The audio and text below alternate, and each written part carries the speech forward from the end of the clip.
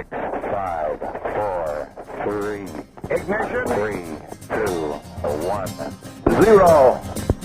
Roger. Liftoff. Liftoff. The Fox is away.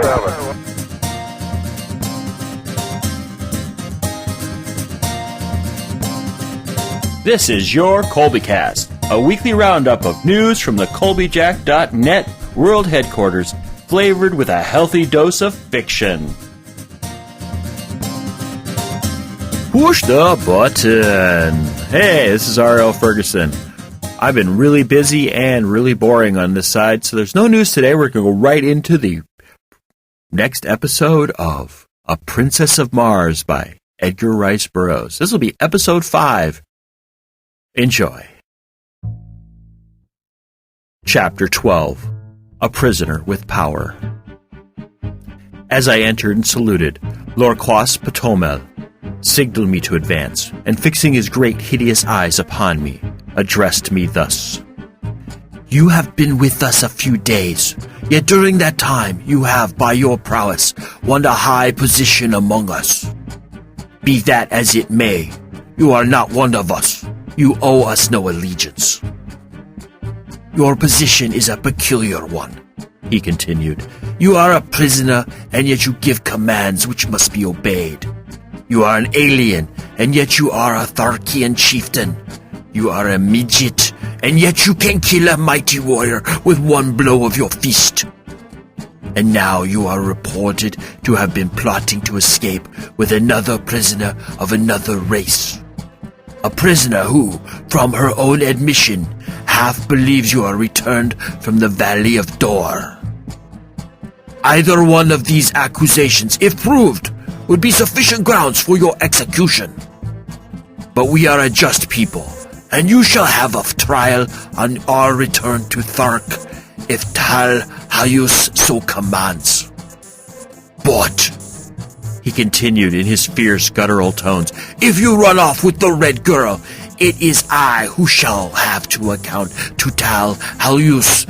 It is I who shall have to face Taurus Tarkus and either demonstrate my right to command, or the metal from my dead carcass will go to a better man, for such is the custom of the Tharks. I have no quarrel with Taurus Tarkus. Together we rule supreme, the greatest of the lesser communities among the green men. We do not wish to fight between ourselves, and so if you were dead, John Carter, I should be glad. Under 2 conditions only. However, may you be killed by us without orders from Tal Hayus in personal combat in self-defense, should you attack one of us. Or were you apprehended in an attempt to escape?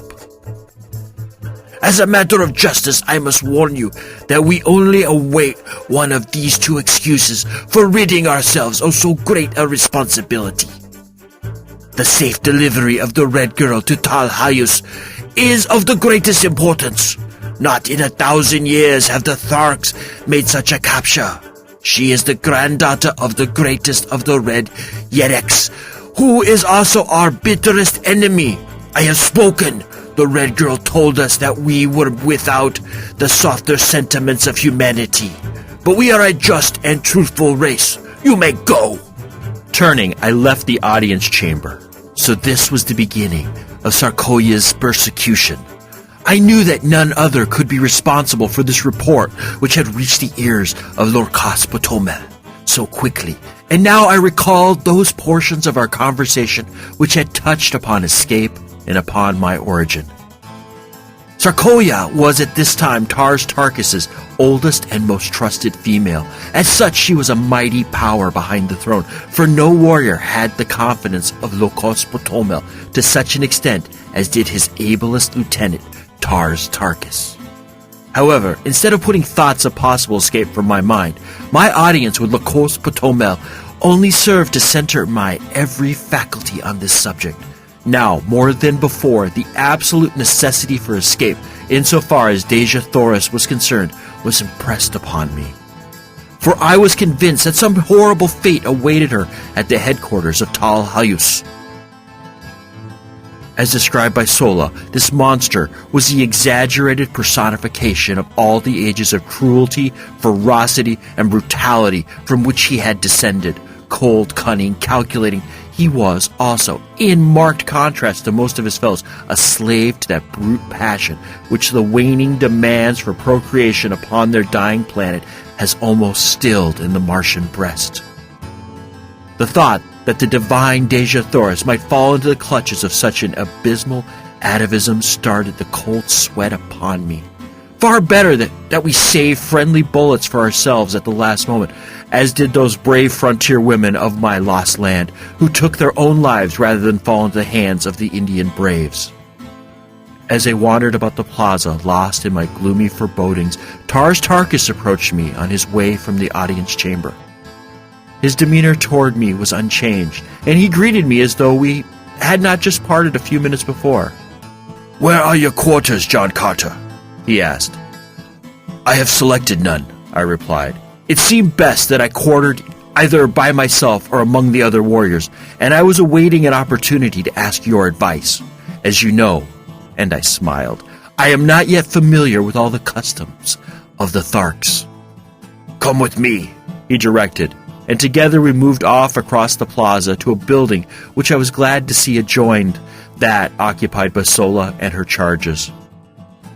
"My quarters are on the first floor of this building," he said, "and the second floor also is fully occupied by warriors. But the third floor and the floors above are vacant. You may take your choice of these. I understand," he continued, "that you have given up your woman to the Red Prisoner. Well, as you have said, your ways are not our ways, but you can fight well enough to do about as you please. And so, if you wish to give your woman to a captive, it is your own affair.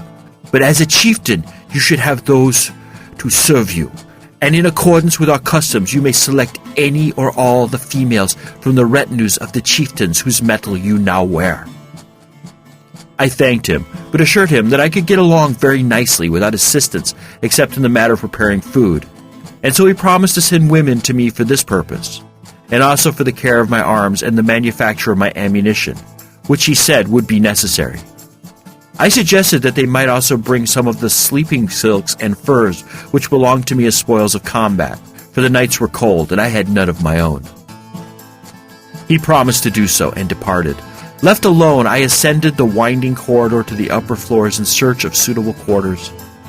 The beauties of the other buildings were repeated in this, and as usual, I was soon lost in a tour of investigation and discovery. I finally chose a front room on the third floor, because this brought me nearer to Dejah Thoris, whose apartment was on the second floor of the adjoining building, and it flashed upon me that I could rig up some means of communication whereby she might signal me in case she needed either my services or my protection. Adjoining my sleeping apartment were baths, dressing rooms, and other sleeping and living apartments. In all, some 10 rooms on this floor.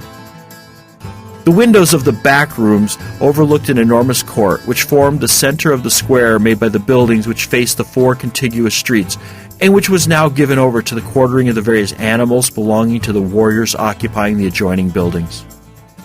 While the court was entirely overgrown with the yellow moss-like vegetation which blankets practically the entire surface of Mars, yet numerous fountains, statuary, benches, and pergola-like contraptions bore witness to the beauty which the court must have presented in bygone times, when graced by the fair-haired, laughing people whom stern and unalterable cosmic laws had driven not only from their homes, but from all except the vague legends of their descendants.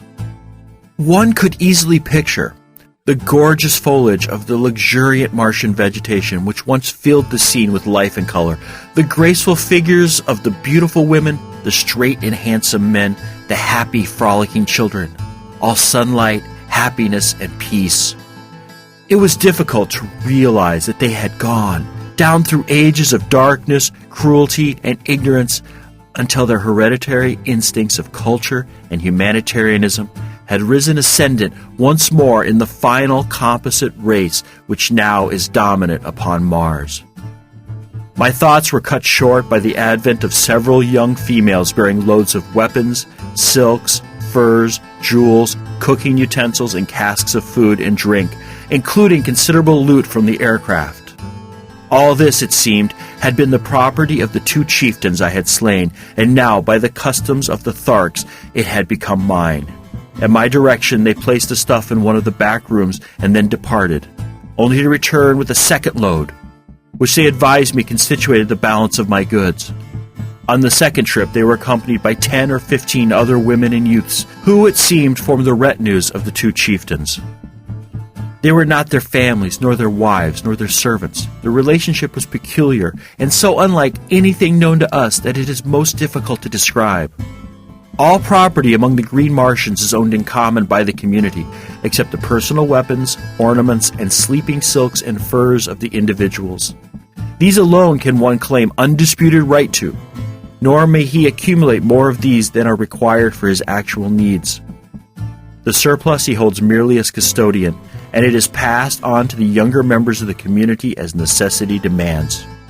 The women and children of a man's retinue may be likened to a military unit for which he is responsible in various ways, as in matters of instruction, discipline, sustenance, and the exigencies of their continual roamings and their unending strife with other communities and with the Red Martians.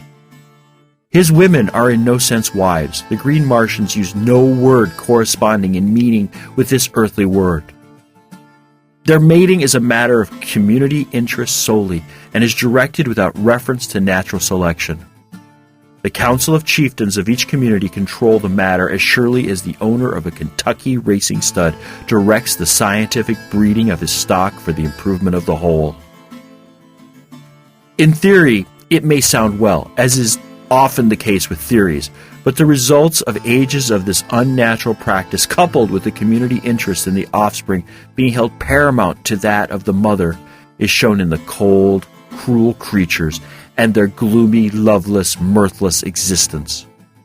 It is true that the Green Martians are absolutely virtuous, both men and women, with the exception of such degenerates as Tal Halus, but better far, a finer balance of human characteristics, even at the expense of a slight and occasional loss of chastity. Finding that I must assume responsibility for these creatures, whether I would or not, I made the best of it and directed them to find quarters on the upper floors, leaving the 3rd floor to me.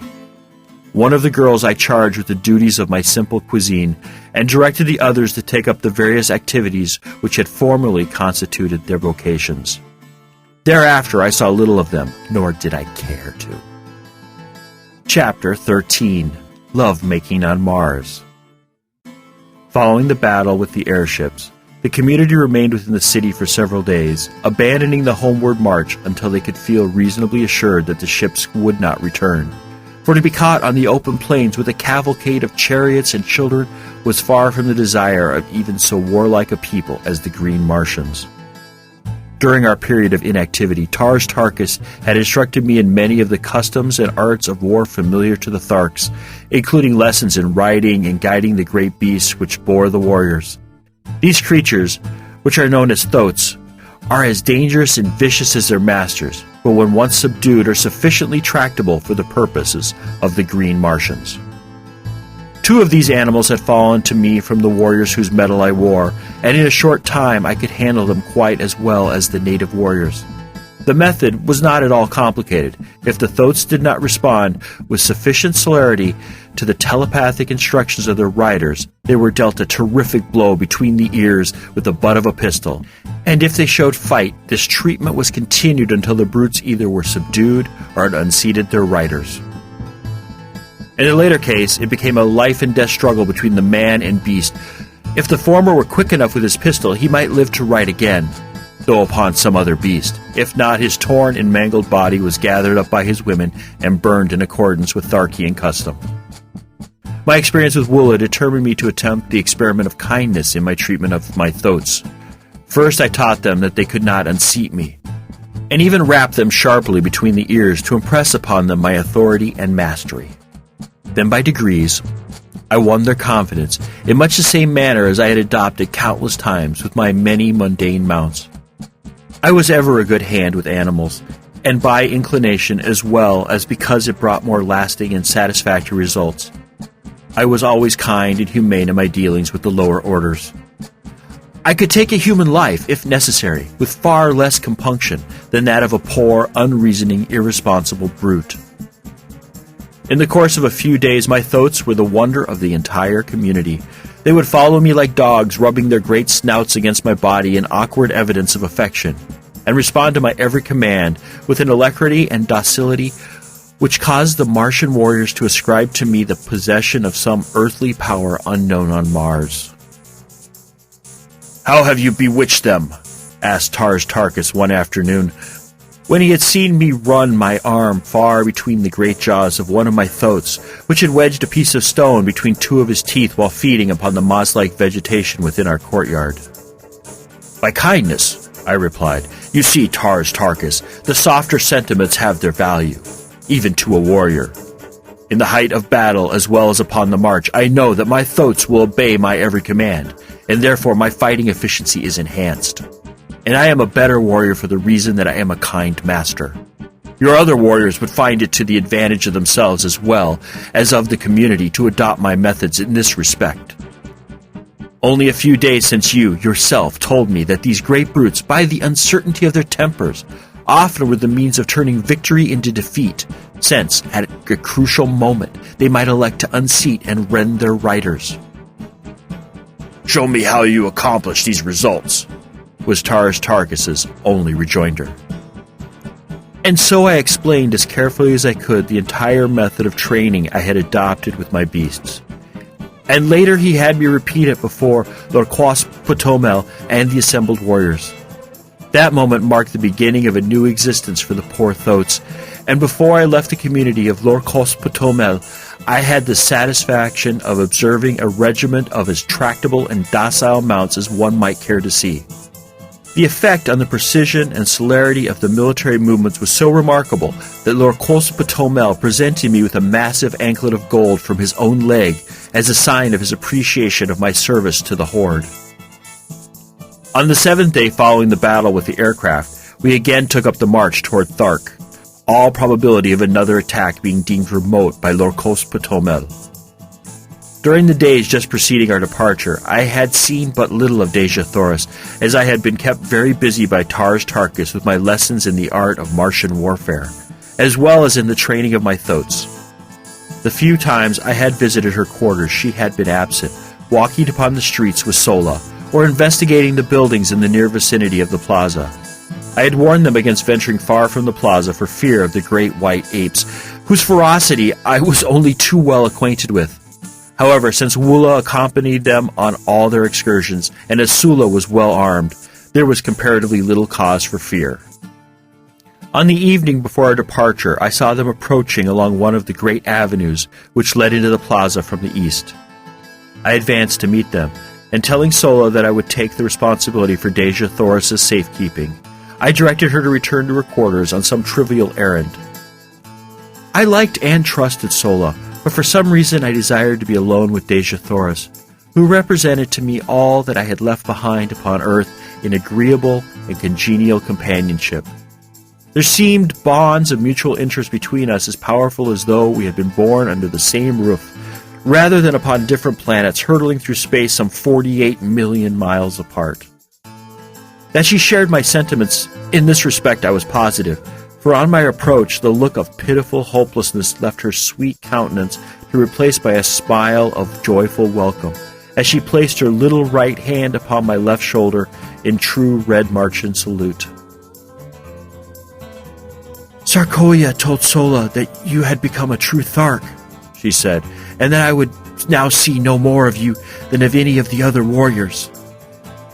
"Sarkoia is a liar of the first magnitude," I replied, notwithstanding the proud claims of the Tharks to absolute verity. Dejah Thoris laughed. "I knew that even though you became a member of the community, you would not cease to be my friend. A warrior may change his metal, but not his heart, as the saying is upon Barsoom. I think they've been trying to keep us apart," she continued. "For whenever you have been off duty, one of the older women of Dejah Thoris's retinue has always arranged to trump up some excuse to get Sola and me out of sight." They have had me down in the pits below the buildings, helping them mix their awful radium powder and make their terrible projectiles. You know that these have to be manufactured by artificial light, as exposure to sunlight always results in an explosion. You have noticed that their bullets explode when they strike an object? Well, the opaque outer coating is broken by the impact, exposing a glass cylinder almost solid, in the forward end of which is a minute particle of radium powder. The moment the sunlight, even though diffused, strikes this powder, it explodes with a violence which nothing can withstand. If you ever witness a night battle, you will note the absence of these explosions, while the morning following the battle will be filled at sunrise with the sharp detonations of exploding missiles fired the preceding night. As a rule, however, non-exploding projectiles are used at night. I have used the word radium in describing this powder because in the light of recent discoveries on Earth, I believe it to be a mixture of which radium is the base. In Captain Carter's manuscript, it is mentioned always by the name used in the written language of Helium and is spelled in hieroglyphs, which it would be difficult and useless to reproduce. While I was much interested in Dejah Thoris' explanation of this wonderful adjunct to Martian warfare, I was more concerned by the immediate problem of their treatment of her. That they were keeping her away from me was not a matter for surprise, but that they should subject her to dangerous and arduous labor filled me with rage. "Have they ever subjected you to cruelty and ignominy, Dejah Thoris?" I asked, feeling the hot blood of my fighting ancestors leap in my veins as I waited her reply. "Only in little ways, John Carter," she answered. "Nothing that can harm me outside my pride.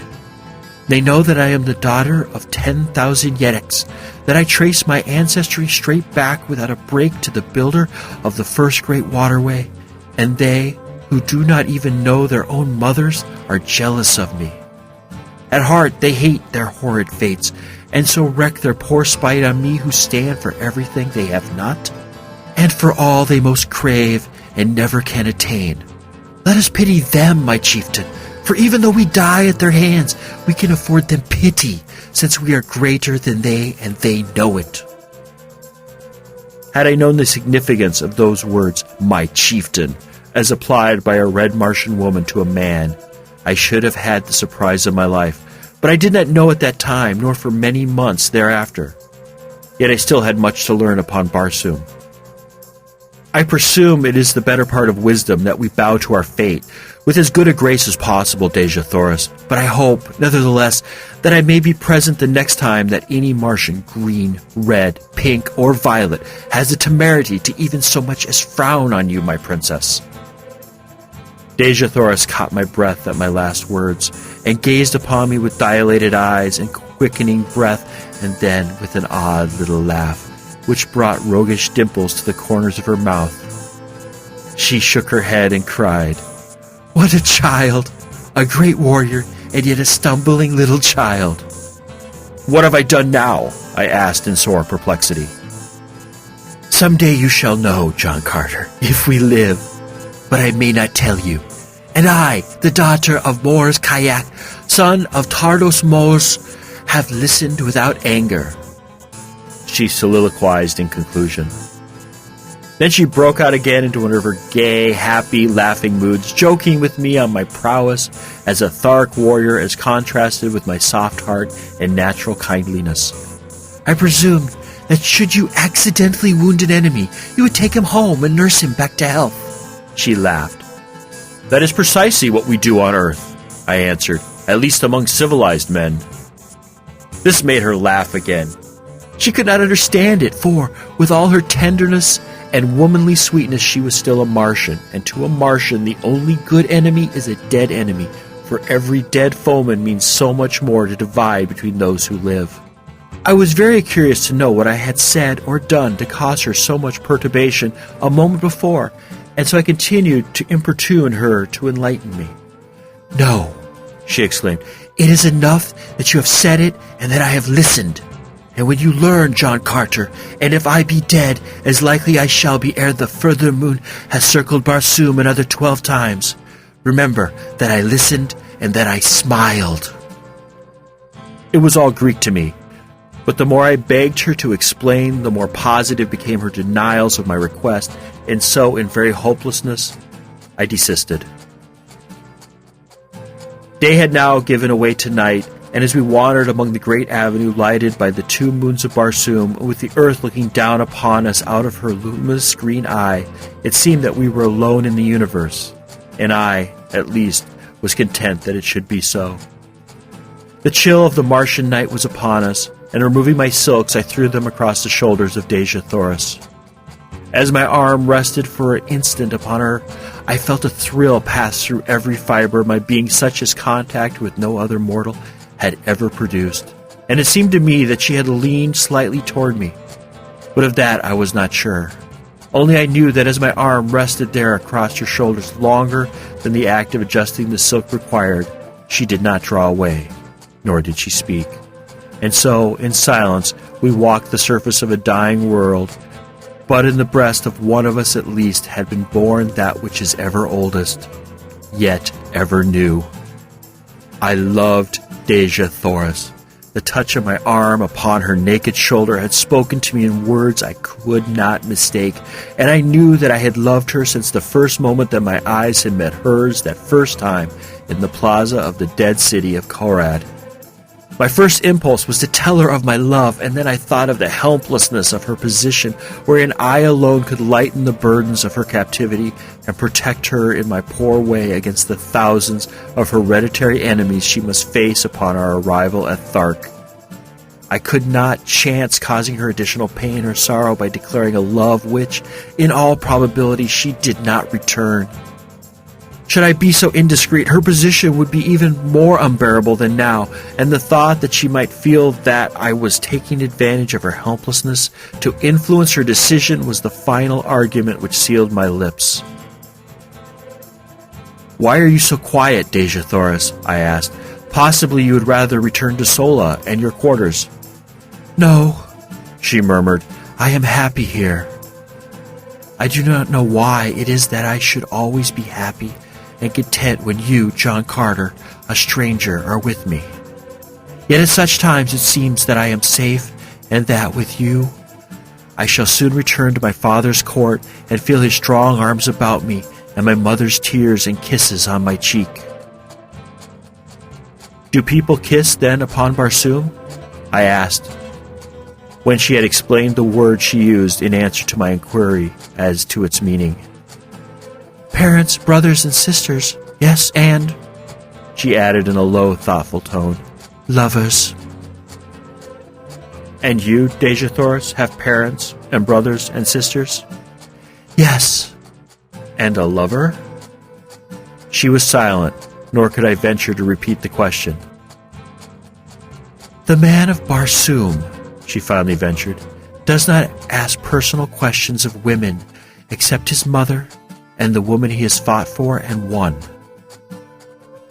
"But I have fought—" I started.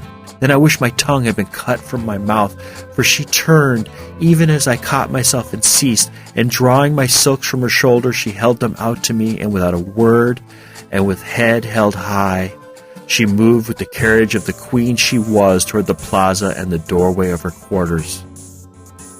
I did not attempt to follow her, other than to see that she reached the building in safety, but directing Woola to accompany her, I turned disconsolately and entered my own house.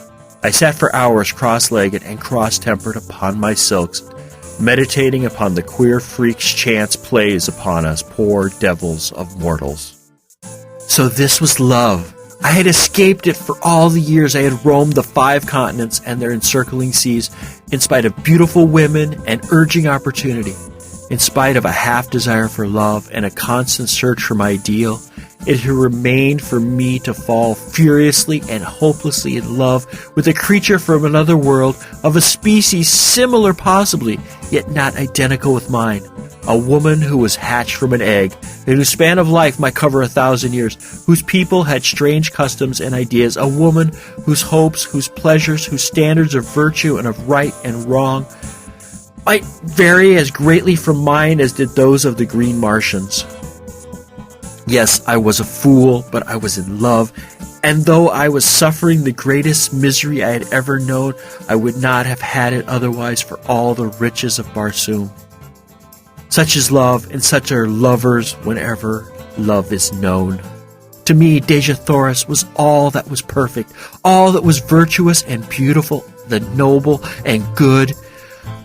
I believe that from the bottom of my heart, from the depth of my soul, on that night in Karad, as I sat cross-legged upon my silks while the nearer moon of Barsoom raced through the western sky toward the horizon and lighted up the gold and marble and jeweled mosaics of my world-old chamber, and I believe it today as I sit at my desk in the little study overlooking the Hudson. 20 years have intervened. For 10 of them I lived and fought for Dejah Thoris and her people, and for 10 I have lived upon her memory.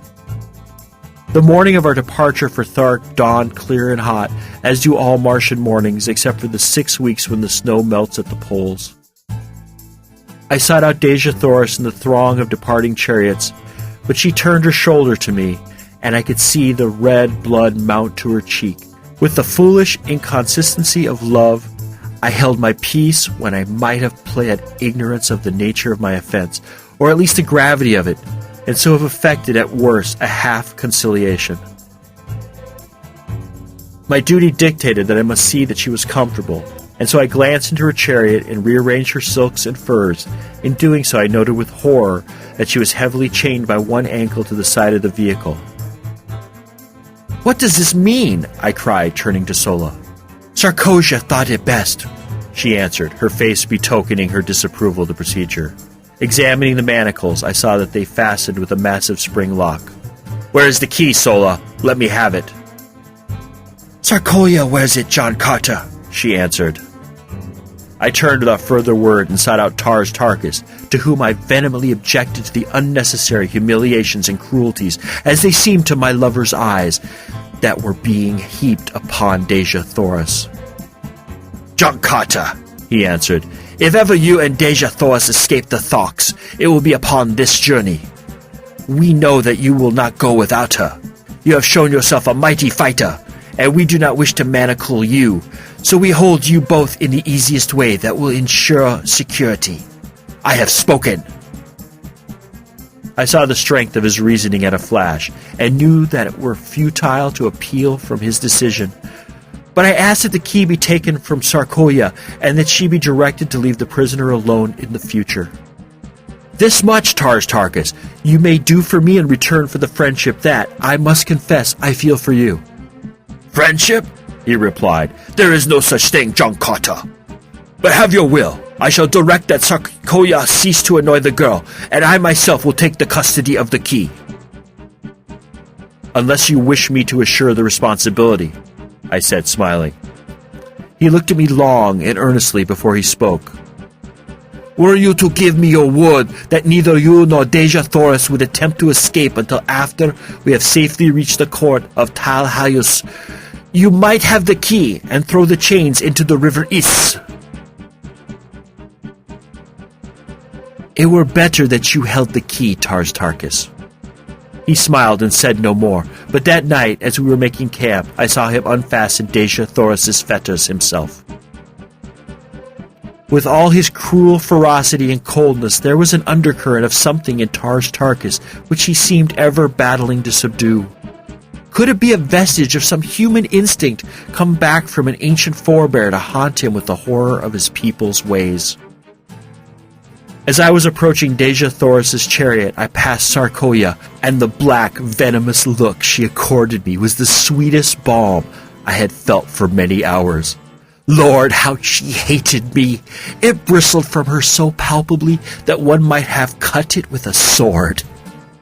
A few moments later, I saw her deep in conversation with a warrior named Zad, a big, hulking, powerful brute, but one who had never made a kill among his own chieftains, and a second name only with the medal of some chieftain. It was this custom which entitled me to the names of either of the chieftains I had killed. In fact, some of the warriors addressed me as Dotar Soyat, a combination of the surnames of the two warrior chieftains whose medal I had taken, or in other words, whom I had slain in fair fight. As Sarkoya talked with Zad, he cast occasional glances in my direction, while she seemed to be urging him very strongly to some action. I paid little attention to it at the time, but the next day I had good reason to recall the circumstances, and at the same time gain a slight insight into the depths of Sarkoya's hatred and the lengths to which she was capable of going to wreak her horrid vengeance on me. Dejah Thoris would have none of me again on this evening, and though I spoke her name, she neither replied nor conceded by so much as the flutter of an eyelid that she realized my existence. In my extremity, I did what most other lovers would have done. I sought word from her through an intimate. In this instance, it was Sola, whom I intercepted in another part of camp. "What is the matter with Dejah Thoris?" I blurted out at her. "Why will she not speak to me?" Sola seemed puzzled herself, as though some strange actions on the part of two humans were quite beyond her. As indeed they were, poor child. "She says you have angered her, and that is all she will say, except that she is the daughter of a Yed and the granddaughter of a Yedek, and she has been humiliated by a creature who could not polish the teeth of her grandmother's Sorak." I pondered over this report for some time, finally asking, "What might a Sorak be, Sola?" "A little animal about as big as my hand, which the red Martian women keep to play with," explained Sola. Not fit to polish the teeth of her grandmother's cat. I must rank pretty low in the consideration of Dejah Thoris, I thought, but I could not help laughing at the strange figure of speech, so homely and in this respect so earthly. It made me homesick, for it sounded very much like not fit to polish her shoes, and then commenced a train of thought quite new to me. I began to wonder what my people at home were doing. I had not seen them for years. There was a family of Carters in Virginia who claimed close relationship with me. I was supposed to be a great uncle or something of the kind equally foolish. I could pass anywhere for 25 to 30 years of age, and to be a great uncle always seemed the height of incongruity, for my thoughts and feelings were those of a boy. There were those two little kiddies in the Carter family whom I had loved and whom had thought there was no other on earth like Uncle Jack. I could see them just as plainly as I stood there under the moonlit skies of Barsoom, and I longed for them as I had never longed for any mortals before. By nature a wanderer, I had never known the true meaning of the word home, but the great hall of the Carters had always stood for all that the word did mean to me. And now my heart turned toward it from the cold and unfriendly peoples I had been thrown amongst. For did not even Dejah Thoris despise me? I was a low creature, so low in fact that I was not even fit to polish the teeth of her grandmother's cat. And then my saving sense of humor came to my rescue, and laughingly I turned into my silks and furs and slept upon the moon-haunted ground the sleep of a tired and healthy fighting man. We broke camp the next day at an early hour and marched with only a single halt until just before dark. Two incidents broke the tediousness of the march. About noon we espied far to our right what was evidently an incubator, and Lorquas Patomel directed Tars Tarkas to investigate it. The latter took a dozen warriors, including myself, and we raced across the velvety carpeting of moss to the little enclosure. It was indeed an incubator, but the eggs were very small in comparison with those I had seen hatching in ours at the time of my arrival on Mars. Tars Tarkas dismounted and examined the enclosure minutely, finally announcing that it belonged to the green men of Warhoon, and that the cement was scarcely dry where it had been walled up. "They cannot be a day's march ahead of us," he explained, the light of battle leaping to his fierce face. The work at the incubator was short indeed. The warriors tore open the entrance, and a couple of them, crawling in, soon demolished all the eggs with their short swords. Then remounting, we dashed back to join the cavalcade. During the ride, I took occasion to ask Tars Tarkas if these Warhoons whose eggs we had destroyed were a smaller people than his Tharks. "I noticed that their eggs were so much smaller than those I saw hatching in your incubator," I added. He explained that the eggs had just been placed there, But like all green Martian eggs, they would grow during the 5-year period of incubation until they obtained the size of those I had seen hatching on the day of my arrival on Barsoom. This was indeed an interesting piece of information, for it always seemed remarkable to me that the green Martian women, large as they were, could bring forth such enormous eggs as I had seen the 4-foot infants emerging from.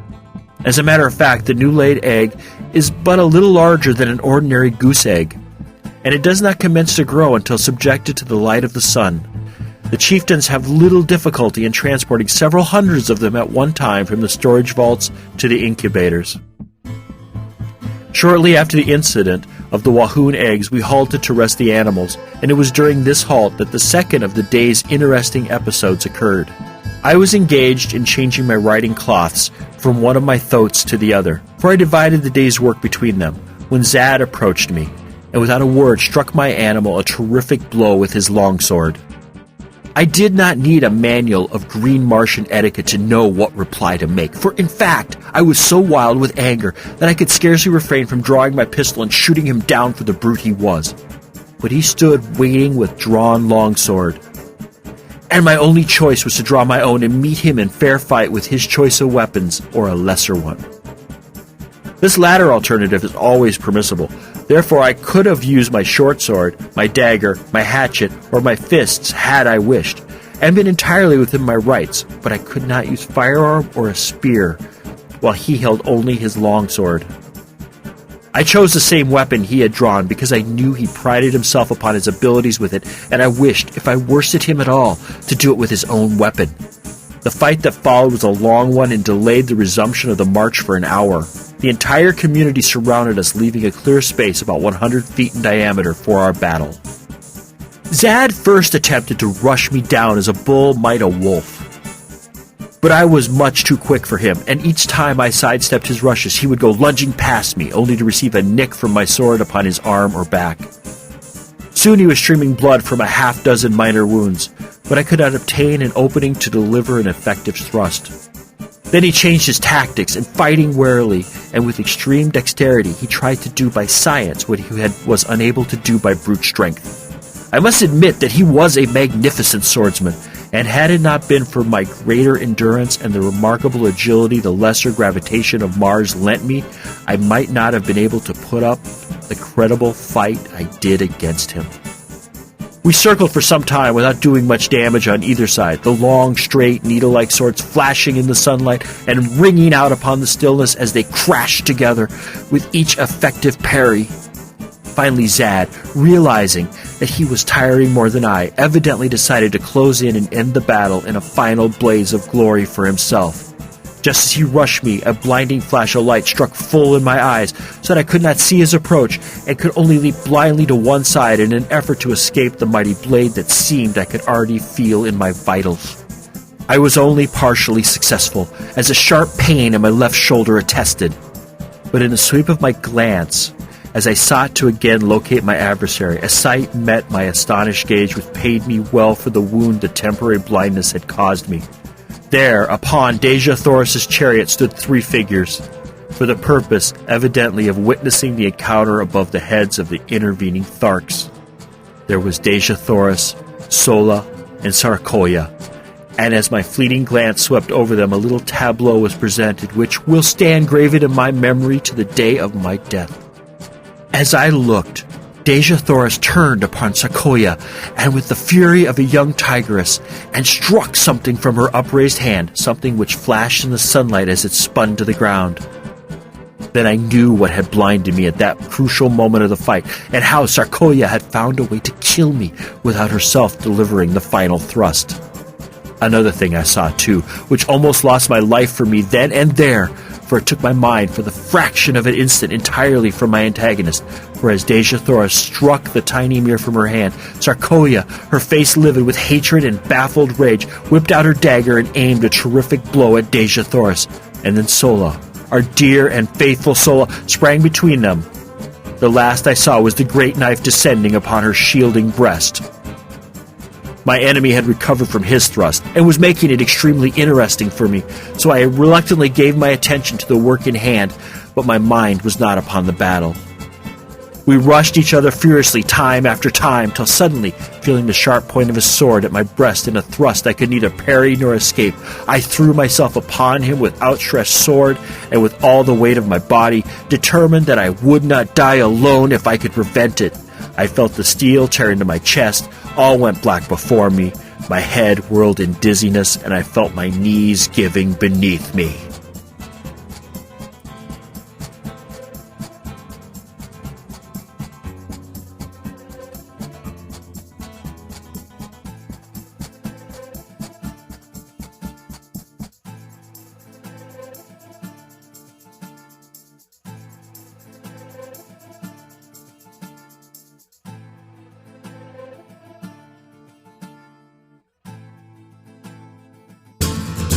This has been a Colbycast episode.